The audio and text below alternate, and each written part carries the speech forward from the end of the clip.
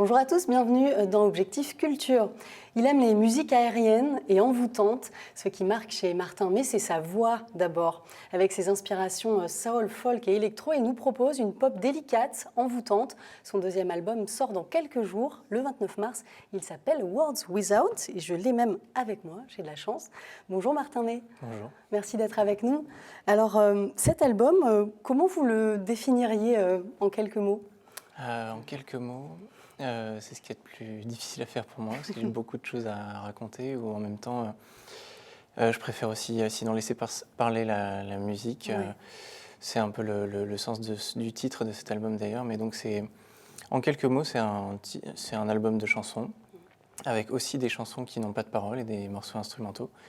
Et c'est mon deuxième album qui est entre pop et électro. Il arrive 4 voilà. ans après le précédent à peu près ? Oui, Ouais. 4 ans, ce qui est assez long parce que j'ai eu besoin de temps pour mûrir tout ça, parce que j'ai fait pas mal d'autres projets en même temps, je participe à d'autres projets artistiques.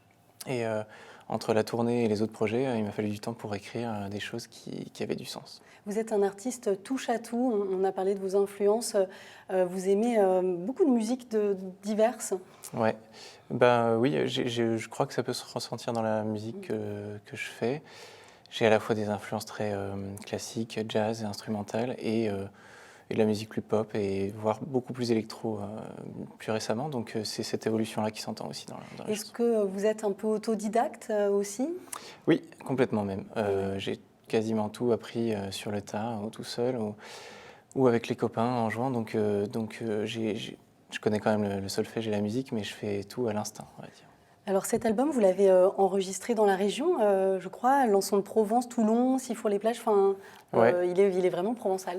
Il est très provençal, à l'exception du fait on a fini de le produire et de le mixer en Angleterre, parce que j'ai travaillé avec des Anglais sur ce disque, mais sinon c'est enregistré à la maison, chez moi, donc j'habite à Lançon, entre Marseille et le Var, enfin voilà, beaucoup de copains avec qui je travaille avec sont dans la région, et beaucoup de choses enregistrées à la maison.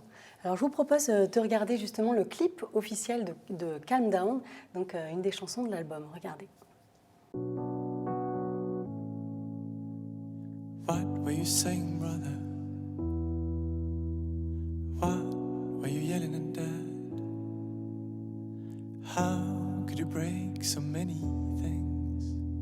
How could you cross that line? Calm down. Calm down. Now. Calm down. Calm down.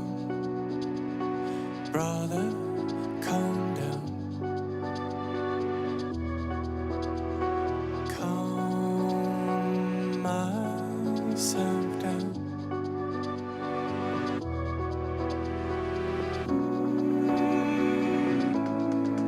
And I miss you, my kinfolks. I miss you, my blood family. Yeah, I miss you, my kinfolks. I miss you, my brother. I love you so, you won't believe, but I loathe feeling lonely with thee. Alors il y a la musique, mais il y a aussi l'importance du graphisme, l'art en général qui vous intéresse. Et il y a ce chemin qu'on suit déjà dans le premier album aussi, à travers les villes. Avec des lignes de scotch, en fait, c'est ce qui s'appelle le tape art, une pratique que j'ai découverte de street art, en fait, de tirer des lignes avec du scotch et de faire des dessins avec. Et j'en ai fait mon truc, un peu ma signature graphique. Et du coup, la pochette du nouvel album, et dans les clips, il y a du scotch un peu partout. Et c'est un peu ma manière de m'exprimer visuellement en plus de la musique. Alors pour ce morceau, Calm Down, il a une dizaine d'années. Ça a été un morceau que vous aviez depuis longtemps. Et là, il y a eu quelque chose qui a fait que vous avez pu le sortir. Qu'est-ce qui a changé ? Ouais, en fait, c'est différentes choses qui ont fait que ce morceau, je l'avais écrit il y a longtemps, mais jamais trouvé la forme, la manière de le produire. Et je crois que c'est un morceau auquel je tenais beaucoup. C'est pour ça que je n'arrivais pas à le finir, parce qu'il raconte beaucoup de choses. Et du coup, voilà, là, c'était l'album qui m'a permis de le faire parce que j'ai rencontré aussi la bonne personne, Magiker, celui avec qui j'ai réalisé l'album, qui m'a aidé à aller au bout de mes idées et qui m'a aussi permis d'aller au bout d'un morceau comme celui-là. Alors justement, quel est votre point de départ quand vous travaillez? Je crois que vous utilisez beaucoup le dictaphone. Est-ce que ça va être d'abord la voix, une musique? Alors ça dépend parce que selon les morceaux, j'ai vraiment des méthodes très différentes. Parfois, c'est un bout de texte qui me vient en premier, que je vais utiliser, comme sur Love Me Now, qui est le troisième morceau qui sortira. Ou alors, la plupart du temps, c'est plutôt des gimmicks, des petites mélodies. Et je fonctionne vraiment en partant de la musique. Ensuite, les paroles se rajoutent après, mais généralement, c'est pour ça que effectivement, j'utilise beaucoup le dictaphone. C'est pour enregistrer simplement les petites mélodies qui me passent par la tête. Et c'est un très bon moyen de savoir si ça fonctionne ou pas. Et ensuite, je travaille longtemps pour en faire une vraie chanson. Et sur scène, vous étiez il n'y a pas longtemps, vous avez fait la première partie de Her à l'Espace Julien, un de leurs derniers concerts. J'imagine que c'était un grand moment. Oui, c'était très chouette parce que c'était à l'Espace Julien, c'était complet. C'était effectivement une de leurs dernières dates, c'était leur avant-dernière date et c'est un très grand groupe. Et du coup, ça m'a donné la chance de jouer devant beaucoup de monde à Marseille. Ça faisait longtemps que je n'avais pas joué sur mon projet solo et donc c'était la première depuis longtemps et plutôt réussie parce que les gens ont été très réceptifs, donc ça fait très plaisir. Avec une scénographie aussi, comment elle est sur scène et à ce côté aussi entre ombre et lumière, hein. Oui, c'est très. J'aime beaucoup ce jeu-là de contraste. On le voit dans les clips, tout est en noir et blanc et il y a une imagerie comme ça très entre clair et obscur effectivement. Et sur scène, il faudra venir le voir, mais on a une scénographie très simple, très épurée, avec les visuels que j'utilise en sketch qu'on reprend sur scène de manière un peu différente. Et voilà, quelque chose qui laisse de la place surtout à la transmission directe de l'émotion j'espère, entre le public et moi, ou moi et le public. Et on dit beaucoup que votre voix est très précise, très juste. Est-ce que vous prenez des cours de chant ou ça c'est venu comme ça, naturellement? Non. C'est gentil qu'on dise ça, mais non, c'est venu vraiment de manière très autodidacte. J'ai appris tout seul et surtout, il y a longtemps, j'habitais Aix-en-Provence, enfin il y a 10 ans, j'habitais encore à Aix. Et j'ai décidé d'aller chanter dans la rue pour essayer de tester un peu mes morceaux et de rencontrer des gens.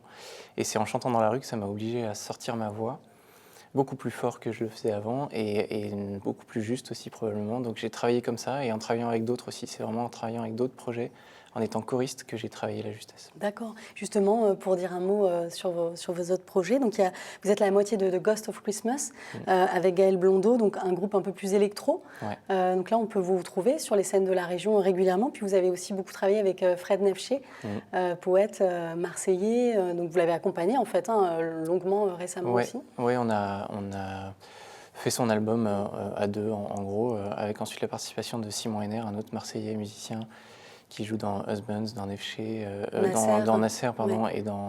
et qui est French 79. Donc un autre musicien local, Fred et moi, on a travaillé vraiment ensemble sur son disque, on a composé ensemble, je l'ai aidé à réaliser et je l'ai aidé à chanter aussi sur son disque. Et en quoi justement ces univers ont nourri le vôtre? Eh bien, c'est difficile à résumer parce que c'est diffus, c'est beaucoup d'enrichissement, mais c'était très intéressant pour moi de me confronter à quelqu'un qui a un univers musical vraiment différent du mien au départ, qui a une personnalité aussi très différente de la mienne, qui écrit des chansons en français et tout ça, c'est vraiment des choses différentes. Et moi, je lui ai amené des choses à la voix et puis au clavier. Donc voilà, on se nourrit mutuellement avec les différents projets, et avec Ghost of Christmas aussi, qui est un projet plus électro et qui me nourrit d'électro et qui fait que j'en ai beaucoup plus sur mon album que sur le précédent. Et l'anglais, justement, ça c'est une volonté vous avez toujours chanté qu'en anglais? Oui, parce que mes influences depuis l'enfance, je pense que tout se joue dans l'enfance, dans les grandes influences qu'on a. Et j'ai toujours écouté plutôt de la musique anglo-saxonne, c'est toujours été mes références. Et donc ça m'est venu plus naturellement en anglais, mais c'est pour ça aussi que sur cet album-là, j'ai aussi voulu et j'ai réussi à faire des chansons qui ont peu de paroles, voire pas de paroles parfois, pour que la barrière de la langue n'existe plus et qu'on puisse redonner les morceaux même si on ne connaît pas l'anglais. Alors justement, ce morceau, il a été un déclic pour vous et pour l'album. Il s'appelle « And the Child ». On l'écoute. More and sisters, fathers and brothers, players and lovers, prayers and sinners, drivers and riders, divers and jumpers,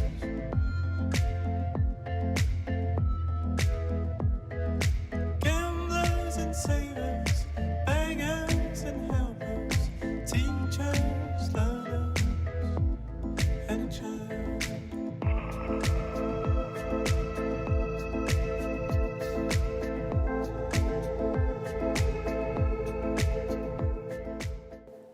Une chanson qui reste en tête, hein, qui évoque les gens, la vie, un enfant. Oui, ben voilà, c'est ça. Ça fait partie de toute façon des thèmes de prédilection que j'ai, le rapport avec les gens en général. Tout l'album est traversé par ce thème-là. Ça parle de liens, d'amour sous différentes formes entre ma famille et moi, les gens et moi. Et donc ça parle de tout ça, et en particulier d'enfants aussi, qui est un thème qui m'est cher, et surtout en ayant des enfants. J'ai écrit ce morceau-là quand j'ai eu mon premier enfant et quand on attendait le deuxième. Voilà. Donc, très très beau morceau. On pourra vous écouter donc très prochainement dans la région. Le 22 mars, vous serez au musée Regard de Provence pour une soirée autour du thème de la gastronomie. Et je crois. On pourra vous retrouver là, et vous serez aussi à Hyères, donc ce sera le 11 avril au festival Faveur de Printemps, et au Printemps de Bourges aussi le 20 avril. Ouais. Et puis la sortie autour de la sortie de l'album, il y a une grosse soirée le 15 mai donc à Paris. À Paris, à la Boule Noire. Ouais, donc super soirée en perspective. Merci d'avoir été avec nous sur notre beaucoup. émission. On sera ravis de vous recevoir à nouveau pour cette fois peut-être interpréter un titre. Ce sera avec plaisir en Avec tout cas. plaisir. Merci Martin Ney. Merci. Merci à vous de nous avoir suivis. À très bientôt sur Provence Azur.